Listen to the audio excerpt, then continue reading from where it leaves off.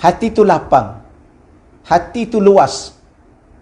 Hati tu tidak mudah marah, tidak mudah gelisah, tidak mudah kecewa, tidak mudah putus asa. Hanya dengan ingat Allah. Dan sesuatu yang ada ni, kalau lupa Allah, berapa ramai orang yang bunuh diri, ugut untuk bunuh diri. Ya, dan situasi yang ada ni kan, ada mesej-mesej yang kita dapat ditulis dalam Facebook. Ya, saya dah kecewa ustaz. Ya, saya nak bunuh diri. Duit tak ada. Nak kerja pun tak boleh. Kalau duit tak ada, nak kerja boleh. Okey. Ni dah lah duit tak ada, nak kerja tak boleh.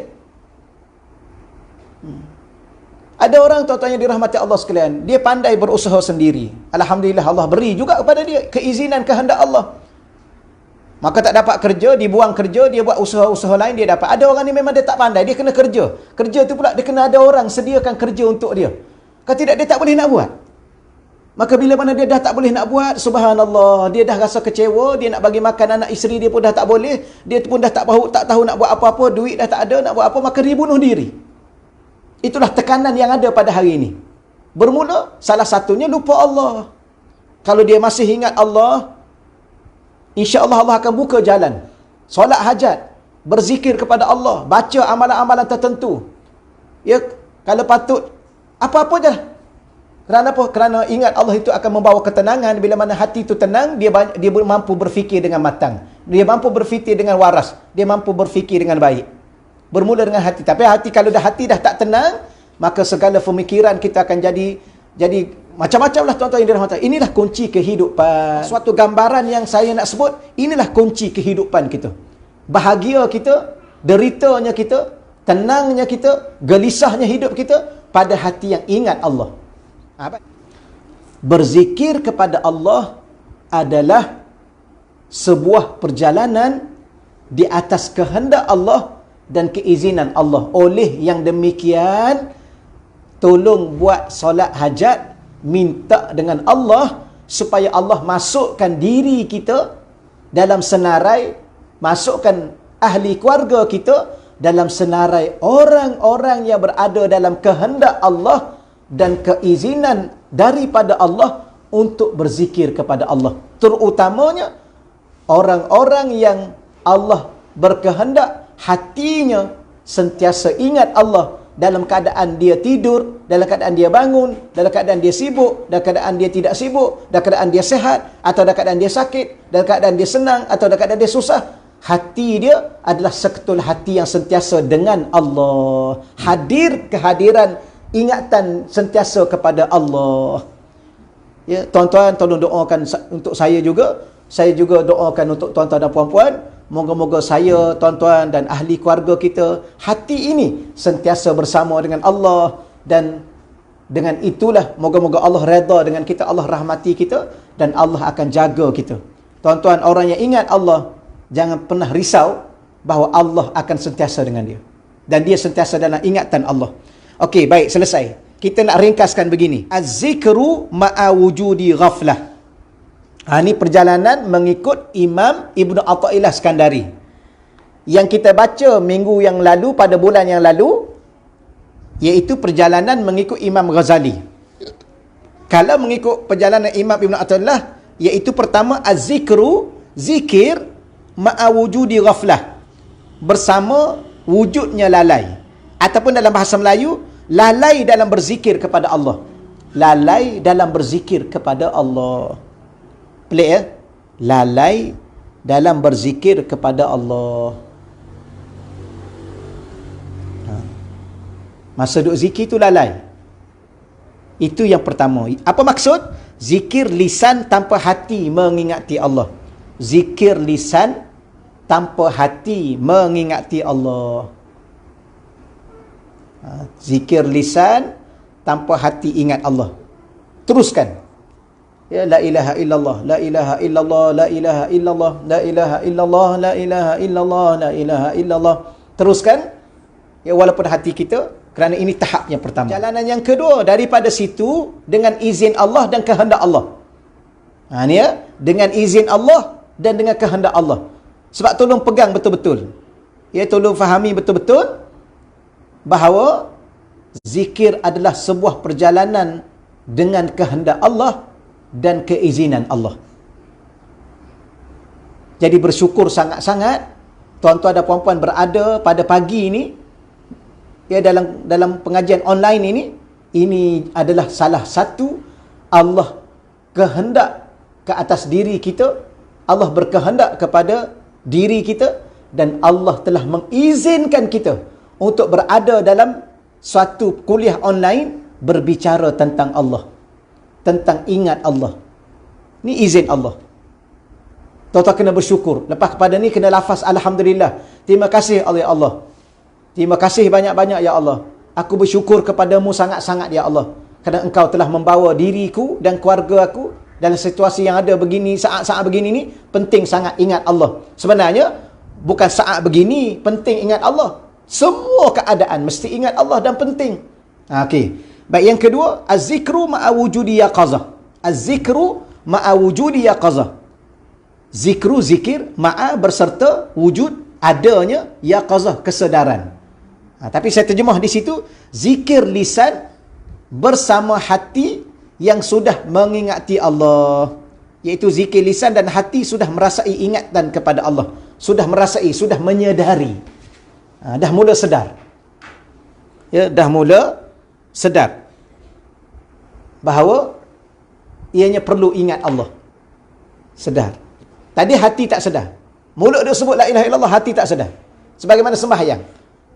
Mulut sebut Allahu Akbar, Sami Allahu liman hamidah, hati tak tahu ke mana. Dia tak sedar bahawa dia sedang sebut Sami Allahu liman hamidah.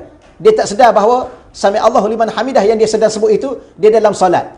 Solat itu pula solat pada rakaat yang pertama. Dia tak sedar. Dia rasa dah habis dah. Ada kadang-kadang dia tak sedar solat yang disebut Sami Allahu liman hamidah itu, dia tak sedar. Itu ada sudah rakaat yang keempat. Tapi dia tambah satu lagi sampai rakaat yang kelima. Kenapa? Kerana hatinya tak sedar. Sama juga zikir. Ya, dia tak sedar dia sebut la ilaha illallah, la ilaha, tak sedar, dia tak tahu apa-apa. Tapi lisannya dia sebut la ilaha illallah. Sama juga orang yang berdoa. Ya, amin, amin, amin. Tapi hati dia tak sedar bahawa dia sedang memohon kepada Allah, perkenankanlah ya Allah, amin ya Allah, amin ya Allah, amin ya Rab, amin ya Rab, perkenankanlah ya Allah. Rupa-rupanya dia tidak sedar. Tapi bila mana dia terus menyebut la ilaha illallah, la ilaha illallah itu, dia sebut amin, amin itu, hatinya mula sedar. Itu yang kedua. Okey, hati dia dah mula sedar. Oh, aku sedang zikir ni. Oh, aku sedang sembahyang ni. Oh, aku sedang baca Quran ni. Dia mula sedar.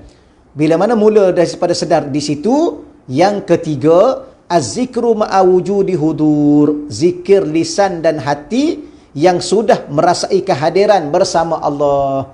Kehadiran hati, hati mula sedar bahawa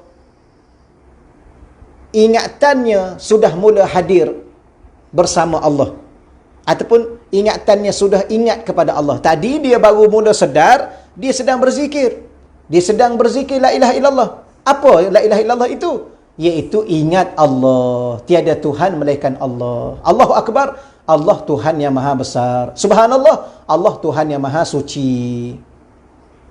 Terjemahnya maha suci Allah. Tapi dia dah mula ingat Allah Tuhan yang maha suci, Allah Tuhan yang maha besar, Allah Tuhan yang maha terpuji, Allah Tuhan yang maha kuat, Allah Tuhan yang maha kaya, Allah Tuhan yang maha pemurah. Dia dah mula sedar. Allah Tuhan yang menghidupkan dirinya, Allah yang akan mematikan dirinya, Allah yang memberi dia sehat, Allah yang memberi dia rezeki, Allah yang memberi dia ketenangan, Allah yang memberi dia kebahagiaan, Allah yang memberi dia keluarga yang bahagia. Semua dia mula sedar. Kemudian dia mula ingat Allah. Okey. Yang keempat, az-zikru ma'a wujudi ghaibah amma siwal madhkur. Zikir yang gaib, segala sesuatu yang hilang terhadap ingatan kepada sesuatu. Amma siwal mazkur, kecuali ketika itu hanya Allah saja. Contohnya macam tadi, yang ketiga tadi. Dia dah mula ingat Allah. Alhamdulillah, segala Tuhan yang maha terpuji. Allah, Tuhan yang maha terpuji. Dia dah mula ingat Allah. Tapi ada lagi sikit-sikit yang lain. Mulut sebut subhanallah, hati dia maha suci Allah. Tapi selepas dia sebut maha suci Allah, sempat lagi dia ingat pada isteri dia ingat pada anak dia sempat lagi. Tapi ingat Allah, ingat yang lain. Yang ni dia hanya ingat Allah dan yang lain setelah lenyap semua segala-galanya. Telah lenyap daripada ingatannya. Bahkan dia dikira fana, dia tenggelam dalam ingatan hanya kepada Allah. Tak ingat dah dia yang lain. Gitulah sepatutnya kita di saat kita solat. Gitulah sepatutnya di saat kita baca Quran. Ni duduk baca Quran, duduk ingat apa? Kuih tak buat lagi tu. Kuih tu tengah masak tu. Duduk baca Quran, ikan tak goreng lagi tu. Duduk baca Quran, bunga tak siram lagi tu. Macam-macam dia ingat. Itu dah masa baca Quran. Masa solat pun gitu juga. Duduk solat, nak kunci kereta kat mana ya? Tadi letak di mana? Sempat lagi dia ingat. Yang ni kita tak mau. Tapi walau bagaimanapun, sudah cukup okey dah. Sebab dia dah solat. Sebab dia dah baca Quran. Sebab dia dah berzikir. Tapi kalau boleh, sampai kepada tahap yang keempat ini, dah segala-gala dah tak ingat dah. Sehinggalah kita bagi salam kalau sembahyang, Assalamualaikum warahmatullahi, Assalamualaikum warahmatullahi. Sehinggalah Sadaqallahul Azim. Dan tutup zikir ni dengan apa? Al-Fatihah, bisiril Fatihah. Baca Fatihah, kita penutup kepada zikir. Biasanya guru saya duduk zikir, buat majlis zikir. Bagaimana penutup majlis zikir? Bisiril Fatihah. Dengan rahsia surah Al-Fatihah akan memberi manfaat kepada segala-galanya kita. Kerana surah Fatihah ni adalah doa. Adalah penawar. Dia juga pembuka. Mari kita mulakan majlis ini, kita buka majlis ini dengan Al-Fatihah. Tapi Al-Fatihah juga adalah penutup. Ya, kerana bila mana kita buat majlis apa-apa, kita tutup dengan Al-Fatihah. Kenapa? Kerana Fatihah itu adalah doa. Untuk majlis kita itu dimakbulkan segala-galanya oleh Allah Subhanahu wa ta'ala.